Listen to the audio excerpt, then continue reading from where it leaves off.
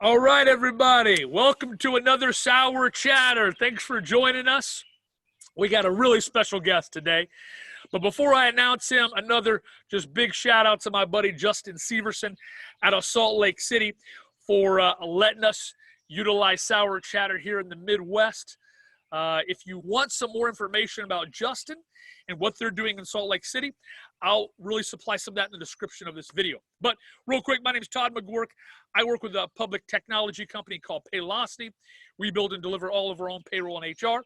So if you're evaluating payroll and HR, curious where it's at in the market right now, or just unhappy with your payroll and HR, love to chat with you. But it's not about me. It's about my buddy Greg Hunt. And so you're about to learn a ton about Greg. Greg, it's good to have you, buddy. Great to be here, Todd. Looking forward to it. Man, thanks for joining us. Thanks. So we got 3 rounds of this. First round, Greg's going to eat 1 sour candy. Second round, 2. Third round, 3. And I'm going to be asking him questions, and he's going to try to answer them with sour candies in his mouth and actually not choke. So first round, let's go for it, Greg. I've got a green one here. All right, I'll go with a green one. Here we go. Do you have a problem with sour? Or is sour a big deal for you? It can be. All right. First set of questions. Tell us about yourself. Where did you grow up? Favorite thing to do? What would you love us to know about Greg Hunt? Awesome. Grew up in Beaver Creek, Ohio, or Dayton, Ohio, suburb of Dayton. Went to school in Bowling Green. Came back to Dayton, where I've been doing human resources ever since, Nice. Primarily in manufacturing. I have a wonderful wife and 3 daughters who keep me going. Yep. They're the favorite part of my day. And I love spending time with the girls on the trampoline or riding bikes. How old are your girls? My oldest is 13 going on 35, and then 11 and 9. I love it. I've got a 13-year-old girl too, 15-year-old girl, 11-year-old boy. Yeah, the teenage years are fun, aren't they? Oh yeah, they're definitely interesting. All right. So you already told us you're in HR. How long have you been in HR for? Geez, do I have to enumerate that? Over 20 years. Over 20 years. Awesome. And you're with Henny Penny. That's correct. How long have you been with Henny Penny for? I have been here almost a year. It'll be a year in June. Awesome. So tell us what you love about Henny Penny. Why did you go to Henny Penny? What do you guys do? Yeah, great. So let me tell you, this is my dream job, always has been, right? When I decided I was going to change careers, or not change careers, but change jobs from where I was in the staffing industry. I decided it was time to come home and do a little work back in manufacturing.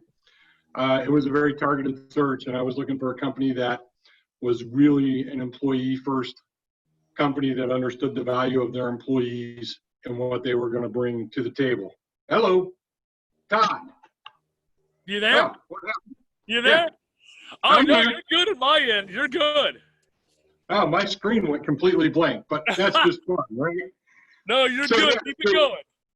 What brought me here was exactly that. The way that they are structured. We're an employee-owned company, so we're employee stock-owned. We are a people-first organization. We operate on our 4 people-first pillars. That's how we make all of our decisions. We align all of our values and do all of those decision-making things. So that's what drew me here was the people, the leadership, and the manufacturing itself. We manufacture industrial fryers for the food service industry. Biggest clients include Chick-fil-A, Wendy's, McDonald's, and it's a blast. We have such a great workforce. From the first day I took a tour in this facility and saw the people on the floor, the smiles, the way they were engaged, I knew this was just a different place and where I wanted to be. Oh, that's cool. Now tell us, you're in HR. What do you love about HR? Why HR? You can do 100 things. Why do you love HR? Why? Because I get to work with people. It's my favorite thing to do, right? So I'm, here I'm in a generalist role and I do a lot of employee relations. So I'm jumping in. trying to help them become better at what they do through coaching, mentoring, all the different pieces of training that we offer, and just trying to help our teams become better performing teams. And that's really what I love to do. I love it. Just love I love it. That's awesome. All right, so let's tackle two more. I got another round of questions for you. I'm going 2 reds on this one, Greg. Purple. All right, I'm right there with you. I'm going to up the stakes, though. I'm going to go 3. Nice. Go for it. You're going to have a challenge. Here we go. All right, so Greg, COVID-19 presented a lot of difficulties. We're on our way out, it seems like a little bit. Changed the way we do things personally, professionally. But there's always another side of the coin, right? A bright spot. How have you seen Henny Penny and yourself and your and your teammates really utilize this as an opportunity for good, to get better? Great question. Wow. That got tough. Fast. So we've utilized it, I think, as a catalyst across different segments of the company. For example, manufacturing has used it to step back, relook at their processes, lean them out, and become better, more efficient at what they do. In other segments of the business that have to work from home, our accounting groups, our customer service and tech services group, how do we utilize different pieces of technology to engage and run our teams and stay efficient and work from home? And we've discovered we can do that, and we can do it very, very well. And in fact, it really helps us understand how our customers can work through us and technology. And then the final, and I think one of the most important pieces, is how do you communicate to all those different groups across that platform? Forced us as a leadership group. I'm hurt too. Communication game, right? Oh, yeah.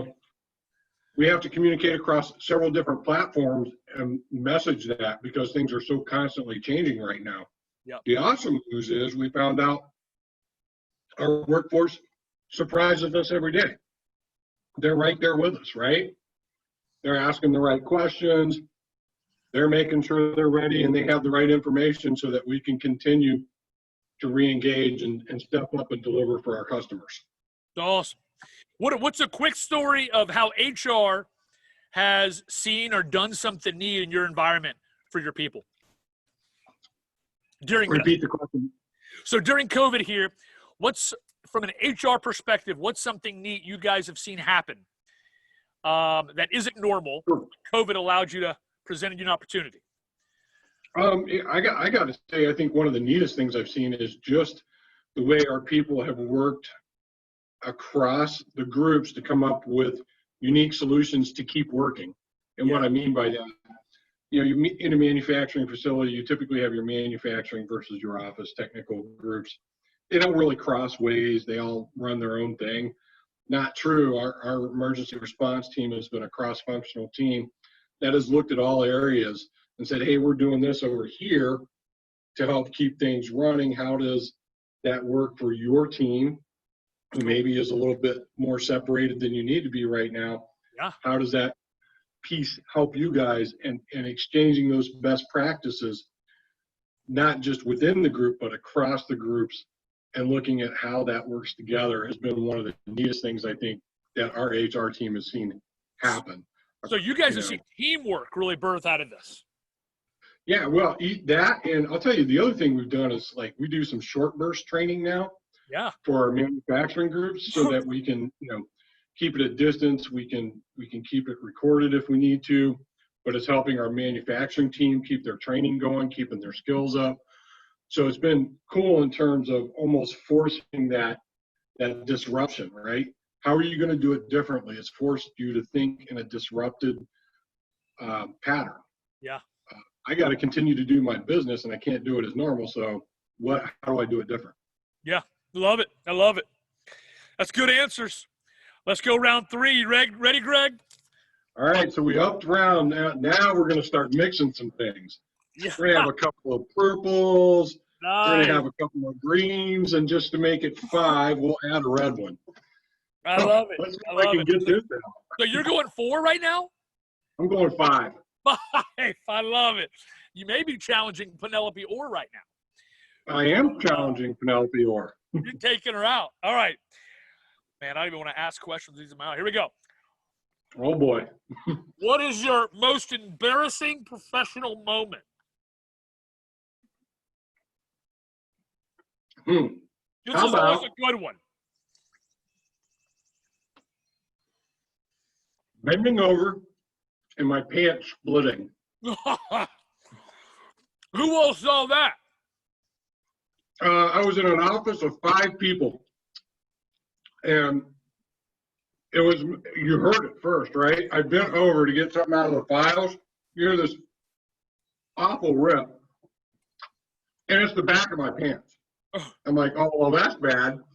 Then I got to go drive to Kohl's to get a new pair of pants. Nice. There's no good way around that one. No, That now was you're, very embarrassing. goodness, you're walking around Kohl's with split pants? Mm-hmm. I Sure. love it. I don't know what else we're going to do. Walk in and get some new pants, walk out. I love it, man. All right, if you're on Facebook, would you rather see a photo of a kitten or a kid?